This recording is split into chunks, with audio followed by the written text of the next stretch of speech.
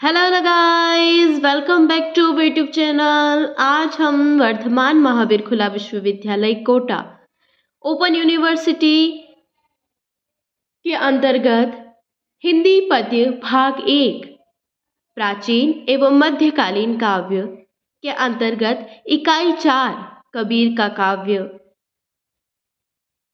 के अंतर्गत VMOU के पिछले एग्जाम्स में पूछे गए लघु एवं दीर्घ उत्तरीय प्रश्नों से संबंधित प्रश्नों का अध्ययन करने जा रहे हैं। तो चलिए शुरू करते हैं।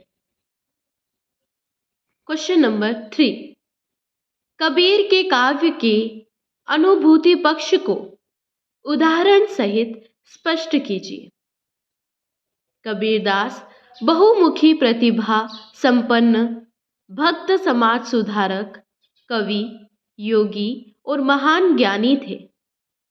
कबीर का कहना है कि काव्य रचना की प्रेरणा स्वयं ईश्वर ने उन्हें दी। ईश्वर ने उनसे कहा कि लोक मंगल के लिए वे अपनी अनुभूतियों का काव्य रूप दें। इस तथ्य की पुष्टि कबीर की इस साखी से होती है। कबीर चला जाई था, आगे मिला खुदाई, मीरा मुझसे यूं कहा, किन फुरमाई गाई। कबीर ने जिस आनंद की अभिव्यक्ति अपने काव्य में की है वह साक्षात ब्रह्मानंद है।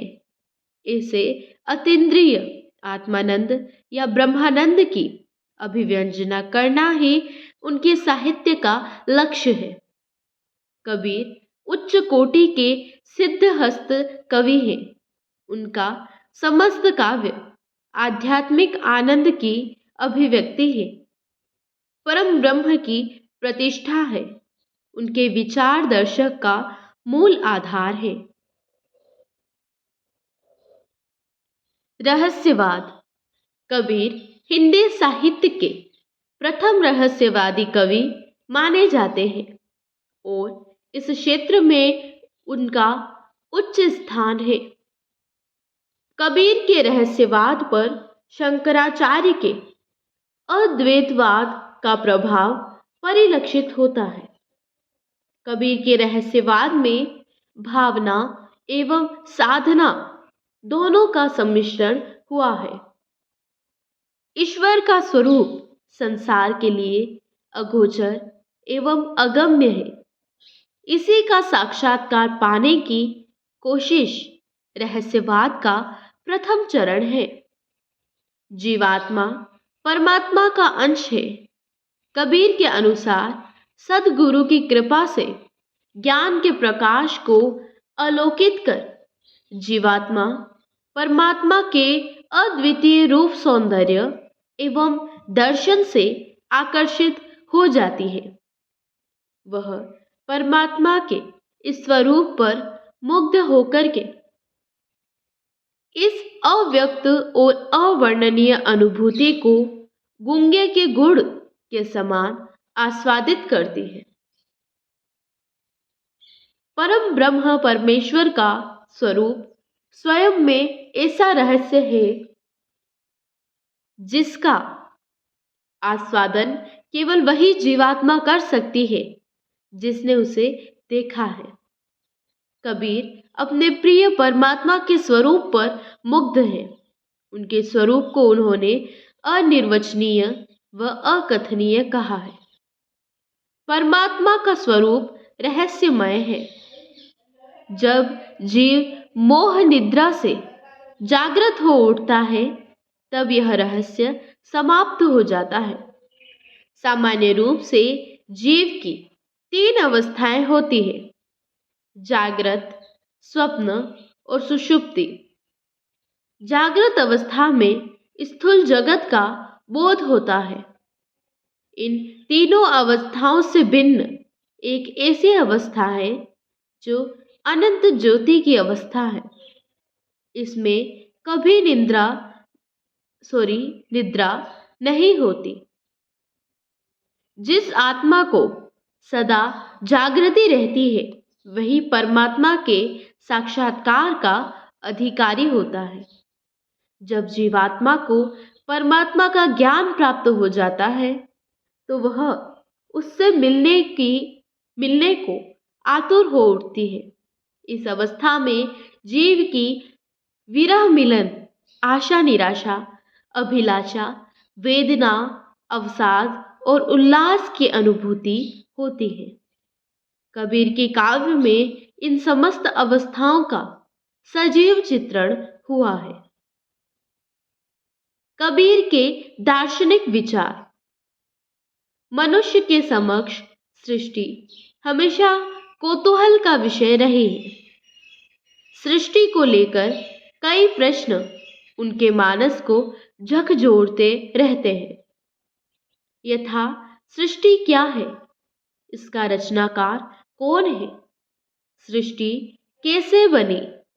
जीव क्या है? ब्रह्म क्या है? जीवन का उद्देश्य क्या है? आदि आदि। इन जिज्ञासाओं का दार्शनिक अपने अपने ज्ञानानुसार समाधान करने का प्रयास करते रहते हैं।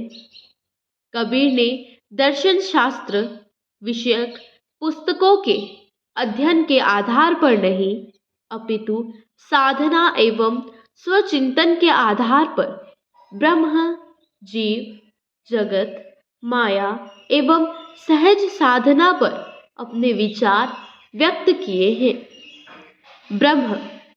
कबीरदास निर्गुण ब्रह्म के उपासक हैं, जिसे उन्होंने राम, मोहन, केशव, हरि, रहीम आदि अनेक नामों से संबोधित किया। उन्होंने ईश्वर विषयक कुछ संबोधन इस्लाम धर्म के और अधिकांश संबोधन हिंदू धर्म से लिए हैं।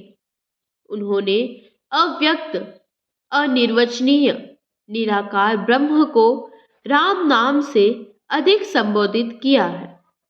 कबीर के राम सगुण साकार नहीं है, वे तो अव्यक्त और विश्वातीत है। समस्त प्राणियों में उनका निवास है। वह देश और काल से परे है, किंतु घट घट में समाये हुए हैं। आत्मा। कबीर ने जीव को ब्रह्म का अंश माना है। वे जीव और ब्रह्म अथवा आत्मा को और परमात्मा को एक मानते हैं। उन्होंने कहा भी है कि आत्म राम अवर नहीं दूजा।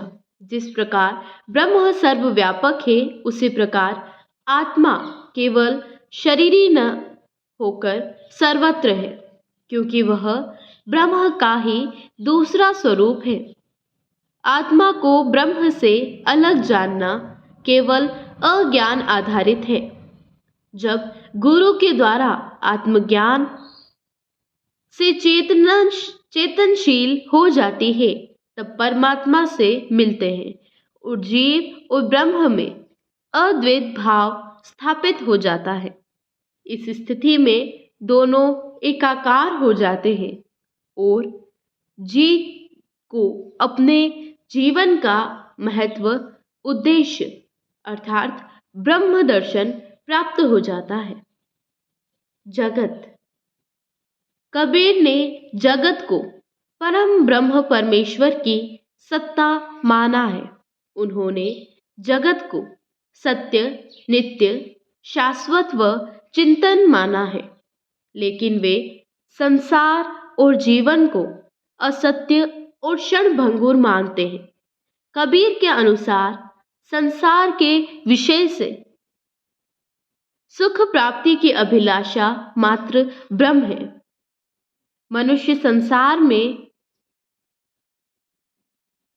आकर विषय वासनाओं एवं सांसारिकता में रमकर दुख प्राप्त करता है। इसलिए उनका आग्रह है कि संसार को नश्वर जानकर मनुष्य को समय रहते जागृत होकर जन्म मरण के चक्र से मुक्ति का प्रयास करना चाहिए। अगले वीडियो में हम माया सहज साधना कबीर की सामाजिक चेतना का अध्ययन करेंगे। Thank you guys.